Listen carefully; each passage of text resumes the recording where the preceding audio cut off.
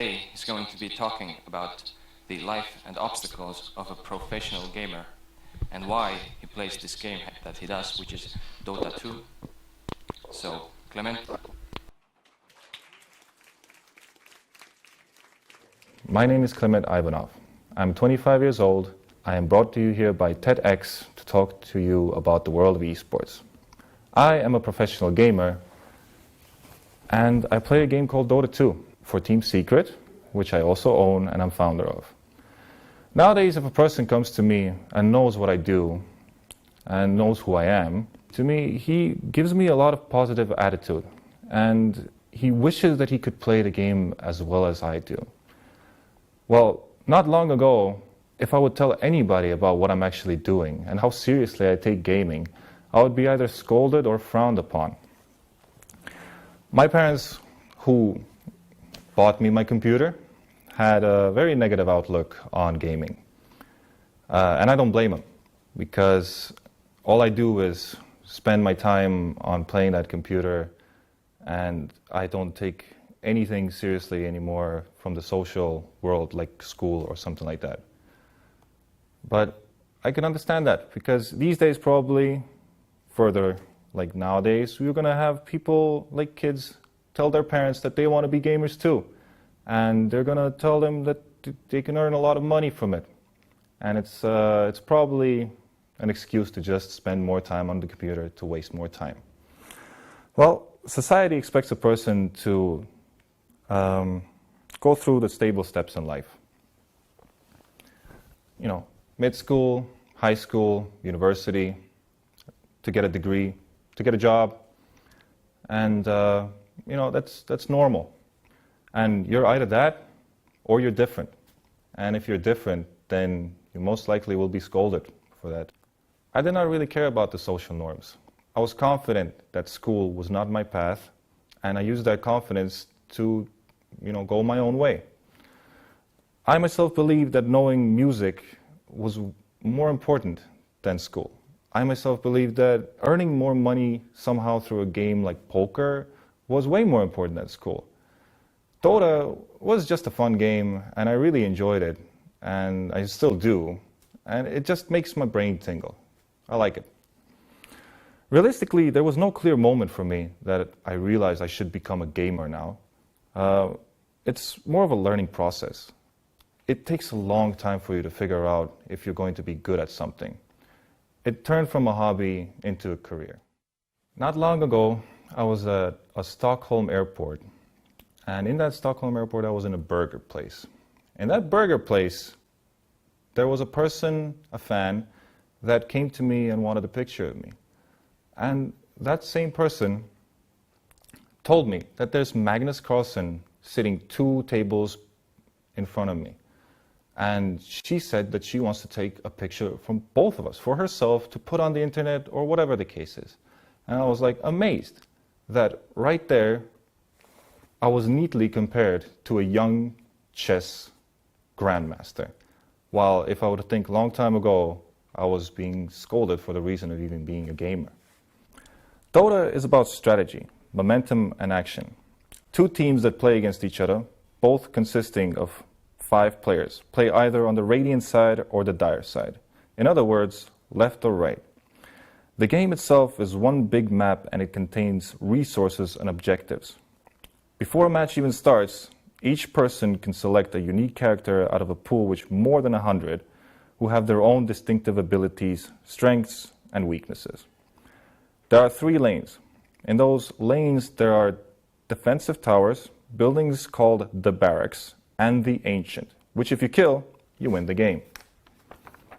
Now, that pretty much sums up Dota in a simple fashion, although the complexity of the game comes from different angles.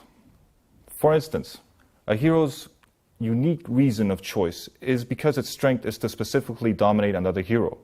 Many of the heroes have the tendency to synergize with each other. We as gamers use the word counter a lot, which realistically means the opposite, and we use it to talk about which character counters another. The sequence of countering can also be neglected by a choice of another hero. Keep in mind that there are 5 players who have all their own characters. At this point, I can tell you that there are position roles, like most games in life. The simple explanation for it is that there are limited resources in the game, and through that come priorities on who gets them and who does not. Now, the resource called gold can be used to buy items, which boost the strength of your hero. Some heroes use the items way more efficiently, therefore are more valuable for you to get gold. The other resource is experience, which makes your hero's ability stronger, and there are a lot of heroes which benefit more from experience rather than gold. Now, you get more of an understanding what kind of a game Dota is, but I would briefly explain you a little bit more about these important factors, let's say like vision. There's a thing called fog of war, which basically means that you cannot see that area unless you have vision of it. Things that provide vision are your defensive towers, buildings overall, heroes themselves, sometimes their abilities, units that fight for you, and also an item called the ward. Able to see the surrounding area before entering a fight can be crucial and make the difference of you winning or losing the game. Playing around with vision can create a lot of mind games, which change how the game is being played. You might be afraid to be aggressive if you cannot see what's surrounding you. But with solid vision, you can maximize your capabilities without any surprises. Vision is part of Dota's strategy, and a lot of the big tournaments in this world in Dota have been won because of one team having better vision. More dead on EG! Secret turning it the hell up, and they'll head into Roche, and what a mess for EG. What an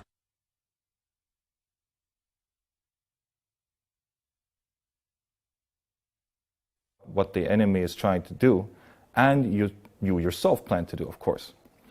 This is where most of the raw strategy happens.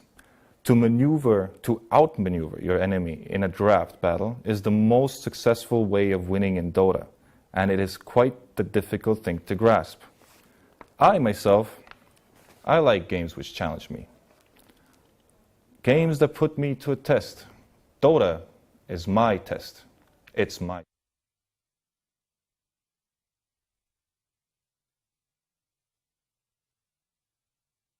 online and competing against each other to find out who's the best. It was all fun and games. It was really enjoyable. But as years passed, and only a few years, it started to be noticeable that the game became harder because it started to draw more attention. And with attention, it just started to become more complex of a game because a lot more programmers and helpers started developing the game too. Good teams started to develop, tournaments started to become more frequent, but that wasn't the biggest challenge, to play the game in a very top pace. The problem was to actually make 4 other people with you synergize with each other and win the game like that. For a long while, Dota's competitions were great. We were mostly fighting for honor, no money really involved, and it was fine. Because Dota developed very slowly in the money aspect. It is not your traditional game where the game was made by a company, but it was made by a community. For a long while, I started to live 2 lives. I started to live my regular social school life and my gaming life. And to be honest, I started losing touch with school through that. Since, like I said, the game started to develop a little bit more attention and things became more frequent,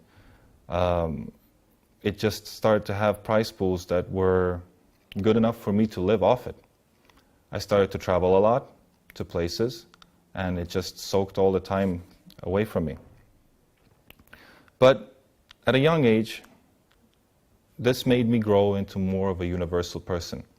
And I felt like even if I do fail at succeeding in this, I still thought that the experience is good enough. But luckily, gaming started to grow at a very fast pace. And I had the honor of playing the $1 million tournament in esports, the first one. And it changed my life because I won it. And it was final. all of the time I was put into Dota had brought me success. But I knew that was just the beginning. Dota is no different from your other type of games, real life games or computer games. It's no different from chess, no different from basketball, no different from soccer. You all have the same kind of problems in those games. You have to do teamwork. You sit there and you have to figure out the best ways. They all exist in Dota just as well as they exist in those games. And the feeling I get, though, through gaming is that a game can be very, very complex. It can be also very easy, of course, but a game can turn the tides of what actually needs to happen for you to succeed. And if we look further in life, and maybe through years ahead, we might see a lot of progress in how hard the games can become and how complex that area will be. This game has made me smarter. I've used Dota to progress. And since I have to play with people, I have also progressed psychologically. In that sense, I have evolved through gaming. Not everybody can be a gamer, but everybody can play the game.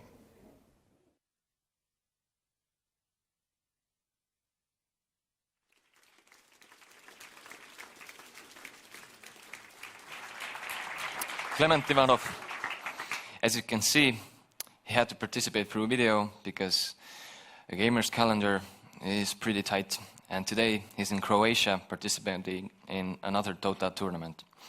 But just recently, a few weeks ago, Clement and his team won a huge Dota 2 competition in Shanghai, which had even a bigger prize pool than the previous one he was talking about.